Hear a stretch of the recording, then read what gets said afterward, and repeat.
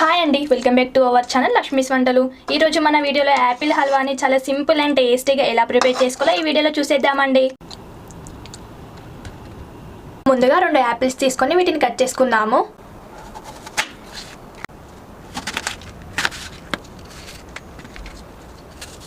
ఇలా కట్ చేసుకున్న యాపిల్ పీసెస్ని ఇప్పుడు మనం ఒక ప్లేట్లోకి వేసుకుందాము.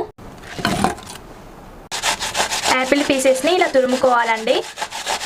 ఇలా సన్నగా కట్ చేసిన యాపిల్ పీసెస్ని ఇప్పుడు పక్కన పెట్టేసుకొని ఇప్పుడు స్టవ్ ఆన్ చేసి కడాయి పెట్టుకొని ఇందులో 2 టీ స్పూన్ వరకు నెయ్యి వేసుకుందామండి.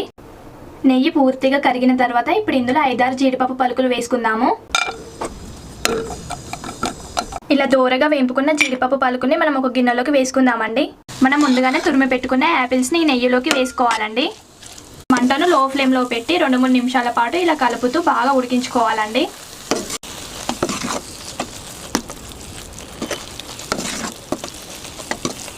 3 నిమిషాల పాటు ఇలా ఉడికించుకున్న తర్వాత చిన్న కప్పు వరకు చక్కెర వేసుకోవాలి. అలాగే చిటికెడు రెడ్ ఫుడ్ కలర్ వేసుకుందామండి.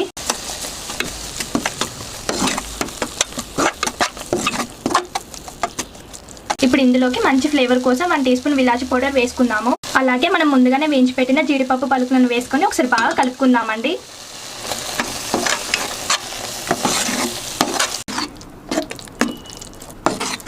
ఎంతో సింపుల్గా యాపిల్ హల్వా అయితే ప్రిపేర్ అయింది.